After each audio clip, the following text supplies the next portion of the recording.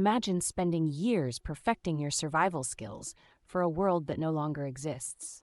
Sounds absurd, right? Yet this is exactly what happens when we grow up in dysfunctional environments. Our minds, ever adaptive, create intricate systems to navigate the chaos.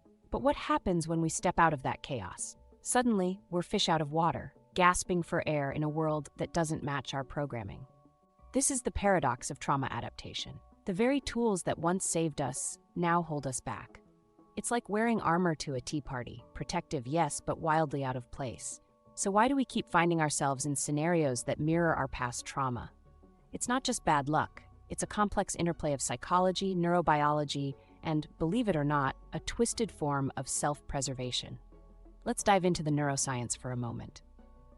When we experience trauma, especially in childhood, our brains physically change. The amygdala, our fear center, goes into overdrive. Meanwhile, the prefrontal cortex, responsible for rational thinking, takes a back seat. This rewiring creates a hypervigilant state. We're constantly on alert, ready to spot danger at every turn. In our original dysfunctional environment, this was crucial for survival. But what happens when we leave that environment? Our brain doesn't just flip a switch. It continues to operate on high alert, scanning for threats that may no longer exist. This is where things get interesting and frustrating. In a healthy environment, our trauma-adapted responses start to feel wrong. We might react with anger to a kind gesture or feel suspicious of genuine care. It's like we're speaking a different language. Our actions and reactions don't make sense in this new context. And that feeling? It's profoundly unsettling. Imagine you've spent years learning to navigate a world where trust is dangerous and vulnerability is a weakness. Now, you're in a place where those qualities are valued. Everything you know about how to exist suddenly feels incorrect. This disconnect creates a deep sense of alienation. We start to feel like there's something fundamentally wrong with us. Our entire identity, built on these adaptive strategies, comes into question. And here's where the real twist comes in. Faced with this discomfort, many of us unconsciously seek out situations that match our original dysfunctional environment. Why?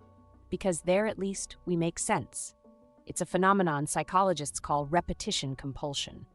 We repeat traumatic patterns not because we enjoy suffering, but because it's familiar. In that familiarity, as painful as it might be, we find a twisted form of comfort. Think about it.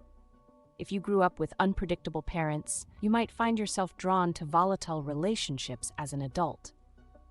If neglect was your norm, you might subconsciously seek out partners who are emotionally unavailable. It's not that we want to suffer, it's that these scenarios align with our internal programming. In dysfunctional situations, our adaptive behaviors work. We know the rules, we know how to survive. But in a healthy environment, we're lost. Our survival strategies become maladaptive. The hypervigilance that kept us safe now manifests as anxiety. The emotional detachment that protected us now prevents genuine connection. It's a cruel irony. The very tools that helped us survive now keep us trapped in cycles of dysfunction. But here's the thing. Recognizing this pattern is the first step towards breaking it. So how do we break free from this cycle? It starts with awareness. Understanding that our past adaptations might not serve us in the present is crucial. It allows us to begin questioning our automatic responses. Before we continue any further, let's dive deeper into awareness, the cornerstone of all emotional healing. Awareness isn't just a buzzword, it's a profound shift in how we relate to our experiences. Imagine your mind as a stage. Trauma responses are the actors playing out familiar scenes. Awareness is like stepping off that stage and into the audience. Suddenly, you're not just reacting, you're observing. This shift is revolutionary. It creates a space between stimulus and response. In that space lies our power to change. Without awareness, we're on autopilot. Our trauma-adapted responses run the show. We react without questioning, perpetuating old patterns. But with awareness, we pause. We notice our thoughts, feelings, and impulses without immediately acting on them. This pause is where healing begins. Awareness allows us to ask crucial questions. Why am I reacting this way? Is this response helpful in my current situation? Is this a recurrent way of responding that I keep reinforcing? What am I afraid might happen if I respond differently?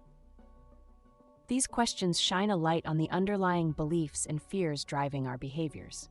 Often we discover that what once protected us is now holding us back. So how do we start building this awareness? Mindfulness is a powerful tool. It doesn't require hours of meditation. Start small. Take a few minutes each day to simply observe your thoughts and feelings without judgment.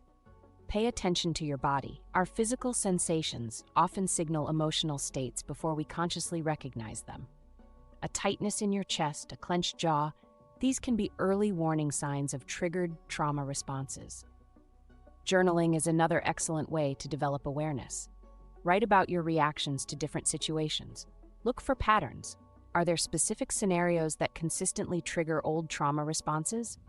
Working with a therapist can accelerate this process. They can help you identify blind spots and provide tools tailored to your specific experiences. Remember, building awareness isn't about self-criticism, it's about curiosity. Approach your thoughts and behaviors with genuine interest, not judgment. As you become more aware, you might uncover painful truths. This is where self-compassion becomes crucial. Recognize that your adaptations, even if they no longer serve you, came from a place of survival. Honor that part of yourself while gently encouraging growth. With practice, you'll start noticing your triggers and automated responses in real time. This awareness creates a choice point. Do you follow the old pattern or try a new response? At first, just noticing is enough. As you grow more comfortable, you can start experimenting with different reactions. This is where real change begins. The next step is learning to tolerate discomfort. Yes, healthy environments might feel alien at first. But that discomfort is a sign of growth, not a signal to retreat to the familiar. It's important to remember that this process takes time. We're essentially learning a new language, the language of healthy interactions and self-care. Like any new skill, it feels awkward at first, but with practice, it becomes more natural. As we learn to navigate healthier environments, we might experience a phenomenon called post-traumatic growth. This is the positive psychological change that can occur as a result of wrestling with highly challenging life circumstances. In essence, we're not just healing old wounds, we're developing new strengths. Resilience, empathy, and a deeper appreciation for life are common outcomes of this growth process. But let's be real, this journey isn't easy. There will be setbacks, moments where the pull of old patterns feels overwhelming. This is normal. It doesn't mean you're failing. It means you're human. Building a support system is crucial during this process. Surround yourself with people who understand your journey and support your growth. This might mean seeking out support groups, nurturing healthy friendships, or working with a therapist. Remember, you're not just unlearning old patterns. You're creating new neural pathways, new ways of being in the world. This takes energy and patience. Be kind to yourself in the process. As you progress on this journey, you might find yourself in a position to help others who are still trapped in dysfunctional patterns. Your experience becomes a powerful tool for empathy and guidance. But a word of caution, make sure you're on solid ground before trying to pull others up. It's the old airplane oxygen mask rule. Secure your own before assisting others. It's also important to recognize that everyone's journey is unique. What worked for you might not work for someone else. Healing isn't a one-size-fits-all process. As we wrap up, let's revisit our opening paradox. The very adaptations that once protected us can become the chains that bind us. But with awareness, effort, and support, we can break free. We have the power to rewrite our stories, to create lives that aren't defined by our past trauma, but by our present choices and future aspirations. It's not an easy journey, but it's one worth taking. Remember, you're not broken. You're not wrong. You're adaptable.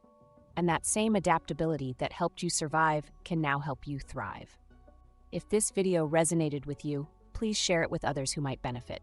Subscribe for more insights on personal growth and healing, and leave a comment sharing your own experiences or questions. Together, we can break the cycle of trauma and create lives filled with genuine connection, joy, and peace.